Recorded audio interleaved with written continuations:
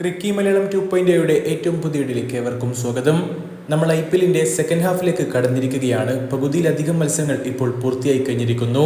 ഇനിയുള്ള ഓരോ മത്സരങ്ങളും അതിനിർണായക പോരാട്ടങ്ങളായിരിക്കും. വളരെ ആവേശകരമായിട്ട് തന്നെ IPL പുരോഗമിച്ചു കൊണ്ടിരിക്കുന്നു. നിലവിലെ പോയിന്റ് ടേബിൾ വെച്ചുകൊണ്ട് ഇനിയുള്ള ഓരോ ടീമുകളുടെയും പ്ലേ ഓഫ് സിനാരിയോ എങ്ങനെയൊക്കെ ആയിരിക്കും എന്നുള്ളതാണ് നമ്മൾ ഈ ഒരു വീഡിയോയിലൂടെ പരിശോധിക്കുന്നത്. വീഡിയോ ഇഷ്ടപ്പെടുകയാണെങ്കിൽ തീർച്ചയായിട്ടും ലൈക്ക് ചെയ്യാനും ചാനൽ സബ്സ്ക്രൈബ് ചെയ്യുന്ന കാര്യം പരിഗണിക്കാനും മറക്കല്ലേ. അപ്പോൾ വീഡിയോ തുടരാം. പോയിന്റ് ടേബിളിൽ നിലവിൽ 10ാം സ്ഥാനത്ത് പരിതാപകരമായ നിലയിൽ തുടരുന്ന ടീം CSK ആണ്. കളിച്ച 8 കളികളിൽ വെറും 2 വിജയവും 6 പരാജയവുമായി വെറും 4 പോയിന്റ് മാത്രമായി ചെന്നൈ സൂപ്പർ കിങ്സ് 10ാം സ്ഥാനത്താണുള്ളത്. ഇനി അവർക്ക് പ്ലേ ഓഫിലേക്ക് എത്തണമെങ്കിൽ അത്ഭുതങ്ങൾ സംഭവിക്കണം. കാരണം ഓരോ ടീമുകൾക്കും പ്ലേ ഓഫിലേക്ക് എത്താൻ ഒരു കട്ട് ഓഫ് പോയിന്റ് ആയിട്ട് 16 പോയിന്റുകളാണ് പറയുന്നത്. നിലവിൽ 4 പോയിന്റ് മാത്രമുള്ള CSK ഇനി ബാക്കിയുള്ള 6 കളികളിൽ 6ഉം വിജയിച്ചാൽ മാത്രമേ പ്ലേ ഓഫിലേക്ക് എത്തുകയുള്ളൂ. അതിനുള്ള സാധ്യത നിലവിൽ അവരുടെ ഫോമൊക്കെ വെച്ചുകൊണ്ട് വളരെ കുറവാണെന്ന് തന്നെ പറയേണ്ടി വരും. ഇന്നലെയൊക്കെ അവർ മുംബൈ ഇന്ത്യൻസിനോട് തോറ്റ രീതിയൊക്കെ തീർച്ചയായിട്ടും CSK ആരാധകർക്ക് നിരാശയുണ്ടാക്കുന്നതാണ്. അത്രയും വമ്പൻ തോൽവിയായിരുന്നു അത്. പിന്നീട് പോയിന്റ് ടേബിളിൽ 9ാമതുള്ള SRHലേക്ക് വരുമ്പോൾ കളിച്ച 7 കളികളിൽ 2 വിജയം 5 തോൽവി 4 പോയിന്റാണ് SRHനുള്ളത്. ബാക്കിയുള്ള 7 മത്സരങ്ങളിൽ 6 വിജയിക്കുകയാണെങ്കിൽ SRHന് പ്ലേ ഓഫിലേക്ക് എത്താൻ സാധിക്കും. പക്ഷേ ഇതൊക്കെ എത്രത്തോളം സാധ്യമാണെന്നുള്ളതാണ് വലിയ ചോദ്യം. SRHനും നിലവിലെ സാഹചര്യത്തിൽ പ്ലേ ഓഫിലേക്ക് എത്താനുള്ള സാധ്യതകൾ വളരെ കുറവാണ്.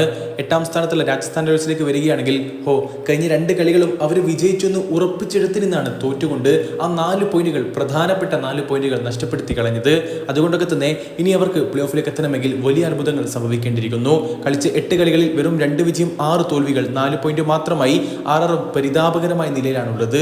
ഇനി ബാക്കിയുള്ള 6 മത്സരങ്ങളിൽ അവർ 6ലും വിജയിച്ചാൽ മാത്രമേ പ്ലേ ഓഫിലേക്ക് എത്താൻ സാധിക്കുകയുള്ളൂ. അല്ലെങ്കിൽ പിന്നെ ഈ ലീഗ് അവസാനിക്കുമ്പോൾ ആദ്യം 3 സ്ഥാനങ്ങളിൽ 16 പോയിന്റോ അല്ലെങ്കിൽ അതിൽ കൂടുതലോ പോയിന്റുകളുള്ള ടീമുകളും അതുപോലെ തന്നെ 4ാം സ്ഥാനത്തിന് വേണ്ടി 14 പോയിന്റുകളുള്ള ടീമുകൾ മല്ലിടുന്നൊരു സാഹചര്യം വരികയാണെങ്കിൽ നെറ്റ് റൺ റേറ്റിന് ആധിപത്യം ഉണ്ടെങ്കിൽ ഈ ടീമുകൾക്ക് പ്ലേ ഓഫിലേക്ക് കയറാൻ സാധിക്കും. പറയുകയാണെങ്കിൽ രാജസ്ഥാൻ റോയൽസിനും SRHനും CSKക്കും ഒക്കെ ഇനി ജീവൻ മരണ പോരാട്ടങ്ങളാണ്. അടുത്ത റൗണ്ട് കൂടി കഴിയുന്നതോടുകൂടെ ഈ ടീമുകളുടെ കാര്യത്തിൽ ഏതാണ്ട് ഒരു തീരുമാനമാവും. ഇവർ പുറത്തേക്ക് പോകാനുള്ള സാധ്യതയുമുണ്ട്. അതുപോലെ തന്നെ ശക്തമായി തിരിച്ചു വരാനുള്ള സാധ്യതകളും തള്ളിക്കളയാൻ കഴിയില്ല.